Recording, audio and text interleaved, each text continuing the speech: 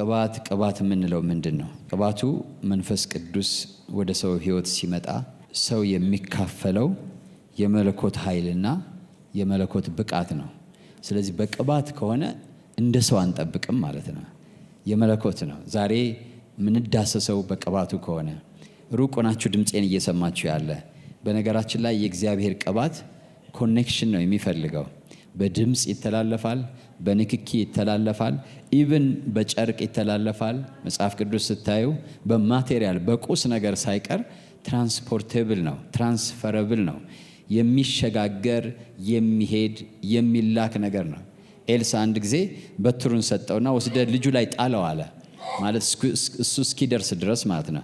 ግን ሴትየዋ ግድ አለችው፣ አንተ መሄድ አለብህ አለችው ይላል። ወይ እሷ እምነት ነው ወይ የግያዝ እምነት፣ ነገሩ ሀፕን ባይሆንም ኤልሳ ግን የሚያውቀው ነገር አለ። በትሩን አሲዞ ሲልክ ያ እሱ የነካው በትር የእግዚአብሔር ኃይል እንደሚያልፍበት ያውቃል። የጌታን የኢየሱስ ክርስቶስን የልብሱን ዘርፍ መታ ስትነካ ኃይል በእርሱ አልፎ ነበር። ኢቭን በጴጥሮስ ጥላ የእግዚአብሔር ኃይል አልፎ ነበረ። የእግዚአብሔር ኃይል የትኛውንም መተላለፊያ መንገድ ተጠቅሞ ይሰራል። ግን ያ ኃይል የሰው ኃይል አይደለም።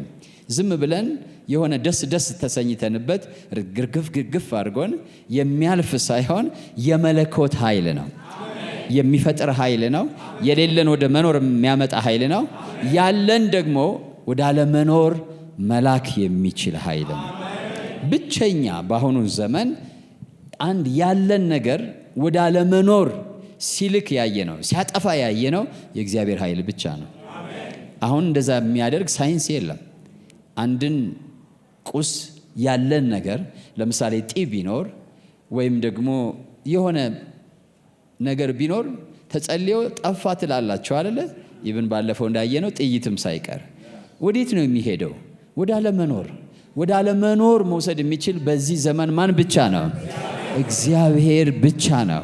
እንዴት አናውቅም። ጌታ ስሙ የተባረከ ይሁን። ከምንም ምንን ነገር ማምጣት የሚችል ከሆነ የሆነን ነገር ደግሞ ባዶ ማድረግ ይችላል። ስለዚህ ኤክስፔክት አድርጉ። በሰውነታችሁ ውስጥ ያለ ነገር ባዶ መሆን ይችላል። ቅባት ስንል በመንፈስ ቅዱስ አማካኝነት ወደ ሰዎች የሚመጣ ይሄ እግዚአብሔር የሚፈጥርበት የሚያጠፋበት ኃይል ማለት ነው። በጣም ሂውጅ ነገር ነው። እግዚአብሔር ወደ መኖር የሚያመጣበት ወደ አለመኖር የሚወስድበት መለኮታዊ ኃይል ማለት ነው ቅባት። ስለዚህ ከቅባቱ ተቀብያለሁ ስንል እኛን ሕያው ያደረገ ነው። የሚያስፈልገንን ነገር ሕያው የሚያደርግ ነው። የማያስፈልገውን ነገር ደግሞ ማጥፋት የሚችል ነው በቀላሉ ማለት ነው። ለእኛ የሚከብድ ነገር ለዚህ ቅባት ይከብዳል ማለት አይደለም። ሉቃስ ወንጌል ምዕራፍ 4 ቁጥር 17 እና 19 ጌታ ኢየሱስ ነው የሚናገረው። የነቢዩን የኢሳይያስን መጽሐፍ ሰጡት። መጽሐፉን በተረተረ ጊዜ የጌታ መንፈስ በእኔ ላይ ነው፣ ለድሆች ወንጌልን እሰብክ ዘንድ ቀብቶኛልና፣ ለታሰሩት መፈታትን፣ ለዕውሮች ማየትን እሰብክ ዘንድ፣ የተጠቁትንም ነፃ አወጣ ዘንድ፣ የተወደደችውን የጌታን ዓመት እሰብክ ዘንድ ይላል። የቀባኝ ይሄን ማድረግ እችል ዘንድ ነው ይላል። ጌታ ስሙ የተባረከ ይሁን። በሌላ አነጋገር ቅባቱ ይሄን ይሰራል ማለት ነው። አሜን ነው። የተጠቁትን ነፃ ያወጣል፣ የተወደደችውን የጌታን ዓመት ያበስራል፣ ለዕውሮች ማየትን ይሰጣል። ክብር ለጌታ ይሁን። ለድሆች የምስራችን ያበስራል። ድሆች ከመንፈሳዊ ድህነት፣ ከጨለማ፣ ከጉስቁልና ይወጡበታል ማለት ነው። ስለዚህ እጅ ሲጫንባችሁ ማመን ያለባችሁ ያ ኃይል እናንተን ሲነካ ምን ማድረግ ይችላል? ምንድነው ኤክስፔክት ማድረግ ያለብን? አንዳንድ ጊዜ ሰዎች የሚታይ ነገር ይፈልጋሉ። እንደሱ አይደለም። እምነት አሁን ስጸልይ ያለው ለምሳሌ መንፈስ ቅዱስ ተነሽና ተመላለሽ ካለሽ ውስጥሽ ያ እምነት ከሞላሽ ብድግ ብለሽ ተመላለሽ። እስከ ዛሬ ሄደሽበት ማታውቂው ግርም ቢሆን ዘርጊው፣ እጅሽን ካለሽ ዘርጊው። ግን ተፈውሼ ይሆን አይነት ነገር ሙከራት ሞክሩ። እንደሱ አይነት አይደለም። በቃ እመኑ። እምነት በውስጣችሁ ድምፅ ያመጣል። ወይም ደግሞ አምናችሁ ትሄዳላችሁ። ነገ ጠዋት ስትነሱ ምናልባት ወገባችሁ ጸንቶ ወይም ያ ችግራችሁ ባዶ ሆኖ ትነሳላችሁ። አንዳንድ ሰዎች ከሳምንት በኋላ ነው በሽታ እንደነበረባቸው እንኳን የሚያስታውሱት። ለምን? ዝም ብለው እንደ ኖርማል ይሄዳሉ። ትዝ ሲላቸው እንዲህ ይሄን እኮ ማድረግ አልችልም ነበር። የት ሄደ በሽታው? ሄዷል። ማን ወሰደው? ቅባት የሚባለው ወሰደ። ቅባት ምንድነው? የመለኮት ኃይል ነው። የአምላክ ኃይል ነው። ቅባት ሲባል ዘይት አይደለም፣ ውሃ አይደለም፣ የአምላክ ኃይል ነው። ዘይትና ውሃ፣ ልብስና ጨርቅ፣ የሰው እጅ፣ የሰው ድምፅ፣ ነፋስ፣ በትር፣ የተለያየ ነገር እግዚአብሔር የፈጠረውን ነገር በፈለገው መንገድና በፈለገው ሁኔታ መጠቀም ይችላል። እግዚአብሔርን እኔ ሀብታም ነኝ በወርቅ ናለኝ ማለት አይቻልም። ንዕማን እንዴ እኔ እኮ እንዴ እኔ ነኝ እንዴት ነው እዚህ ቆሻሻ ወንዝ ውስጥ? አይ እንደዛ አይባልም። እየሰማችሁ ነው? ፈጣሪ ነው። የትኛውንም ማዘዝ ይችላል። የትኛውንም መንገድ መጠቀም ይችላል። እናንተና እኔ ሀምብል ትሁት ሆነን በፈለገው መንገድ እንዲፈውሰን፣ እንዲባርከን፣ እንዲያስነሳን፣ እንዲነካን፣ እንዲዳስሰን ልባችን መክፈት ነው ያለብን። እኛ ፍጡር ነን፣ እሱ ፈጣሪያችን ነው። በዚህ መንገድ ና ማለት አንችልም። ይሄን ተጠቀም ማለት አንችልም። ለኔ በወርቅ ካልሆነ ማለት አንችልም። ንዕማንን እግዚአብሔር በቆሻሻ ውሃ ፈወሰው። ሀገሬ የተሻለ ውሃ አይደል ያለው? ግን አምላክ ነው እሱ። እርሱ አምላክ ነው። እሱ አምላክ ነው በሉ እስኪ። ድገሙ እስኪ ጮክ በሉና። በረከታችን ለመቀበል በቃ ለአምላክ ልብን መክፈት ነው የሚያስፈልጋል። መንገድ ማዘጋጀት ማለት ለእግዚአብሔር ምንድነው? መንገድን ጥርጊያን አዘጋጁ ማለት ልባችንን ነው እንጂ በዚህ በኩል ናና ግባ ወደ ቤቴ፣ በዚህ በኩል ናና ላስተናግድህ የሚባል፣ በዚህ በኩል ናና የሚባል ነገር አይደለም። እንደሱ አይደለም። ልክ ልባችንን ለዚህ ሁሉን ለሚችል አምላክ ክብር ለጌታ ይሁን። ልዑል ለሆነ አምላክ፣ ሉዓላዊ ስልጣን ላለው አምላክ ቤታችንና ህይወታችን ስንከፍት እሱ ያን ጊዜ ወደ ልባችን ይመጣል። ወደ ልባችን ሲመጣ መንገዱን ያሳየናል። ክብር ለጌታ ይሁን። ያቺ ሴት ደም ይፈሳት የነበረች ሴት ወደ ልቧን ከፈተች። ሰምታ ዜና የሚፈውስ አለ፣ የሚዳስስ አለ፣ የሚያድን አለ ሲባል ሰምታለች። ከዛ ለሷ ብዙ ባሬር አለ ማለት ሄዳ እጁን አይጭንባትም። ለምን? ደም የሚፈሳት ሴት እርኩስ ናት። ከህብረተሰብ እንኳን መቀላቀል አትችልም። በአይሁድ ባህል እየሰማችሁ ነው ወይ? ዘይት መቀባት አትችልም፣ እጅ መጫናት አይችልም። ሂዳ መናገር ደም እየፈሰሰኝ ነው ብላ መናገር አትችልም። ደም መፍሰስ እርግማን ነው። ወደ ማህበር መቀላቀል አይቻልም። ስለዚህ ሩቅ ነው ለተዘጋጁ ለተቀመጡ መንገዶች ማለት ነው። ለሚታወቁ መንገዶች ሩቅ ነው የእሷ ነገር። ነገር ግን ልቧን ቤቷ ሆና ስትከፍት እግዚአብሔር መንገዱን አሳያት። በልቧ ውስጥ ድምፅ አሰማት። እሷ የራሷ ሐሳብ ነው የሚመስላት፣ ግን እግዚአብሔር በልቧ ውስጥ ድምፅ አሰማት። ሄደሽ የልብሱን ዘርፍ በኋላው ማንም ሳያይሽ ሄደሽ መጮህ አያስፈልግሽም። ደም እየፈሰሰኝ ነው ማለት አያስፈልግሽም። አዎ የሌላው እድል የለሽም፣ ነገር ግን ሌላ እድል አለ። ሄደሽ በኋላው የልብሱን ዘርፍ ብትነኪ እፈውስሻለሁ የሚል ድምፅ ልቧ ውስጥ ተሰማት። ያለምንም ጥርጥር ናቹራሊ በተፈጥሯዊ መንገድ ምንም እዛ ሄዳ በኋላ ነው እንግዲህ ልትባንን የምትችለው። እንዴት ነው ግን እንደዚህ ያመንኩት? እንዴት ነው ግን ልብሱን ብነካ ያልኩት ልትል የምትችለው በኋላ ነው። ልባችሁ ስትከፍቱ ከእናንተ አቅም በላይ የሆነ እምነት ወደ ህይወታችሁ ይመጣል። የሚያስፈልገው ለእግዚአብሔር ልብን መክፈት ነው። በትህትና መታገል አይደለም። ለማመን መታገል አይደለም። በቃ ለእግዚአብሔር ለአምላክ በትህትና ልባችን መክፈት ነው። አንተ ፈጣሪዬ ነህ፣ ሰሪዬ ነህ፣ ጌታዬ ነህ፣ አምላኬ ነህ። ያንተ እርዳታ ያስፈልገኛል። ያላንተ መኖር አልችልም። አንተ ካራራህልኝ ቆሜ መሄድ አልችልም፣ መፈወስ አልችልም፣ መጽናት አልችልም። ጀስት ወደ ፈጣሪ እንደመጣ ሰው ልብን ወደ ሰሪው እንደመጣ፣ እኛ ሸክላዎች ነን የሱ። ወደ ሰሪው እንደመጣ ሰው እንደዛም በጣም ትሁት ሆኖ መምጣት ነው የሚያስፈልገው። እግዚአብሔር ነው የሚያውቀው ችግራችን። እናንተም አታውቁትም፣ እኔም አላውቀውም፣ አናውቀውም። የችግራችን ምንጭ የሚያውቀው እሱ ነው። ለዛ የሚያስፈልገውን እንኳን እምነት የሚሰጠን እሱ ነው። ድምፅ በልባችን የሚልክ እሱ ነው።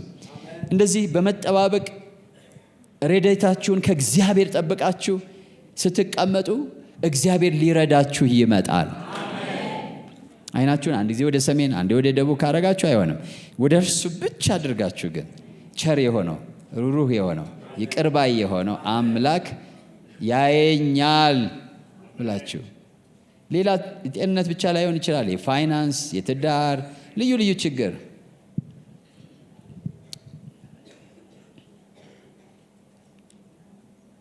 እግዚአብሔር ድንገት በህልማችሁም ሊመጣ ይችላል። ድንገት እናንተ እጅ መጫን ትጠብቃላችሁ። እግዚአብሔር ግን በህልም ስንት ሰው መጥቶ ተናግሯል አይደለ? በህልሜ እንደዚህ ሆነ ብሎ ሰምታችኋል። ምስክርነት እግዚአብሔር ልባችንን ሰው ሆይ እግዚአብሔር ካንተ የሚፈልገው ምንድን ነው ይልና ሰው ሆይ ከአምላክህ ጋር በትህትና ትሄድ ዘንድ አይደለምን ይላል ሚክያስ ምዕራፍ 6 ላይ። እግዚአብሔር የሚፈልገው እሱን ብቻ ነው። እርሱን ፈጣሪ ማድረግ፣ አምላክ ማድረግ፣ ሁሉን ቻይ ማድረግ፣ ገዢ ማድረግ፣ ቸር ማድረግ፣ ሩሩህ ማድረግ፣ እኛን ደግሞ ሰዎች ማድረግ።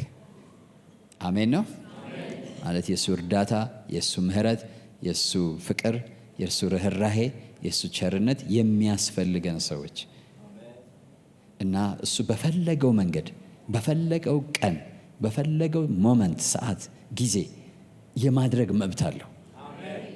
አሜን ነው ወይ? እስኪ በሉ እሱ በፈለገው ጊዜ በሉ እስኪ በፈለገው ሰዓት፣ በፈለገው ቀን፣ በፈለገው መንገድ እኔን መርዳት ይችላል። ጊዜ አላዘጋጅለትም፣ መንገድ አላዘጋጅለትም። በእምነት እጠብቀዋለሁ ማለት ነው። ክብር ለጌታ ይሁን። በምን እጠብቀዋለሁ?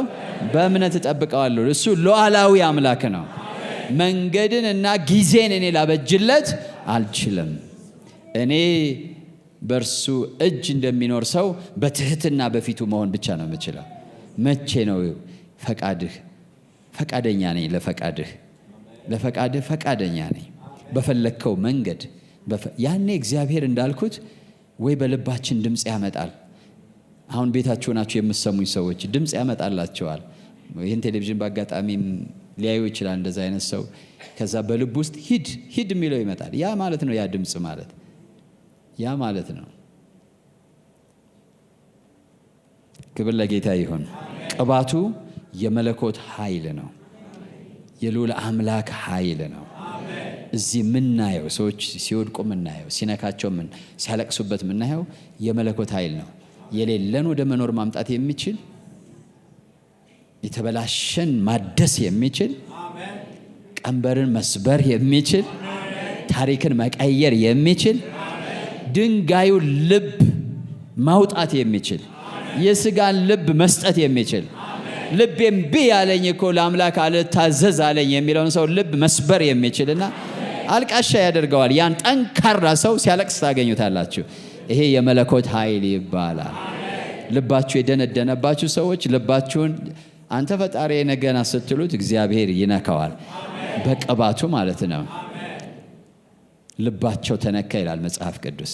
ከዛ ወንድሞች ወይ ምን እናድርጋሉ? ወደ መታዘዝ አመጣ። ቅባት ይባላል በጌታ በኢየሱስ ስም። ለቅባቱ የተሸነፉ ሰዎች ያስፈልጋል። እጅ የሰጡ ሰዎች ያስፈልጋሉ። ምክንያቱም እግዚአብሔር ያለ ቅባት አይሰራም። እግዚአብሔር አምላክ ለምሳሌ አንድ ቤተሰብ እንዲባረክ ካስፈለገ ከዛ ቤተሰብ ውስጥ ቢያንስ አንድ ሰው የእግዚአብሔር ቅባት ማረፊያ ለመሆን ራሱን መስጠት አለበት። ራሱን ለቅባት መስጠት አለበት። ስንቶቻችሁ ቤተሰቦቻችሁ እንዲድኑ ትፈልጋላችሁ? የሚገርማችሁ ነገር ለእግዚአብሔር መገኘትና ለእግዚአብሔር ቅባት ሕይወታችሁን በከፈታችሁ፣ ሕይወታችሁን በሰጣችሁ፣ እጅ በሰጣችሁ ጊዜ ቤተሰቦቻችሁ መነካት ይጀምራሉ። ግን አንድ ሰው መነካት አለበት። አንድ ሰው መነካት አለበት ለቤተሰብ መዳን። ዮሴፍን ታስታውሳላችሁ? ዮሴፍ የእግዚአብሔር ሞገስ የእግዚአብሔር ቅባት ያደረበት ሰው ነው። የእግዚአብሔር ቅባት እንዳደረበት እግዚአብሔር ከእርሱ ጋር እንደሆነ መጽሐፍ ቅዱስ ይናገራል። ቅባት አይልም፣ ግን እግዚአብሔር ከእርሱ ጋር ነበርና የሚሰራው ነገር ሁሉ ይከናወንለት ነበር ይላል። መቀባት ማለት የእግዚአብሔርን አብሮነት መቀበል ማለት ነው። ስለዚህ ዮሴፍ የተቀባ ሰው ነበረ። በረሃብ ዘመን ያን 70 ነፍስ ያዳነው ዮሴፍ፣ ያ ብላቴናው የነበረው ከሁሉም ታናሽ የነበረው ዮሴፍ የተቀባ ስለሆነ እናቱን፣ አባቱን፣ ታላላቅ ወንድሞቹን፣ ልጆቻቸውን፣ የልጅ ልጆቻቸውን ሁሉ ከረሃብ ዘመን ማስመለጥ ቻለ። ቤተሰቡን ማስመለጥ የሚፈልግ ሰው አጉረምራሚ አይደለም መሆን ያለበት። የሆነ ብኩን አረብ ሀገር መሄድ አይደለም ያለበት ብዬ ማምነው። ማድረግ ያለበት አካሄዱን ከእግዚአብሔር ጋር ማድረግ ነው። እግዚአብሔር ከእርሱ ጋር ከሆነ ለቤተሰቦቹ መድኃኒት ይሆናል። ለቤተሰቦቹ መድኃኒት ይሆናል። ቤተሰቦችን የሚታደግ ኃይል እሱ ላይ ያርፋል። የተቀባ ሰው ሁልጊዜ መድኃኒት በእጁ አለው። በቃ እግዚአብሔር በእጁ አዳናቸው ይላል። በዮሴፍ እጅ ማለት ነው፣ በዮሴፍ እጅ። ስለዚህ ለእግዚአብሔር መገኘት፣ ቅባቱና መገኘቱ አንድ ነው። እግዚአብሔር ከእርሱ ጋር ነበር ይላል፣ ቀብቶት ነበር ይላል ጌታ ኢየሱስን። ሌላ ምሳሌ ከጊዜ አንጻር ስብከቴን ልተውና ትምህርቴን ሁለተኛ ልንገራችሁ። ዳዊትን አስቡ። ጎልያድ 40 ቀን እየወጣ እየታያቸው ያስደነግጣቸው ነበር፣ ያስፈራቸው ነበር። ኦልሞስት እጃቸውን ሰጥተውት ነበር። ከዚህ በኋላ ምንድነው? አንድ ቀን ማለት ጥቂት ነው የቀራቸው። እናንተ ሁላችሁ ጦራችሁን ቁጭ አርጋችሁ ተሰብሰቡና ወደ እኔ ነው ቢላቸው፣ ምስክርነታቸውን ስትሰሙ፣ ካፋቸው ያለውን ምስክርነት ስትሰሙ ልባቸው ቀልጧል። በቃ ልብ ከቀለጠ ደግሞ እጅ ምን አቅም አለው?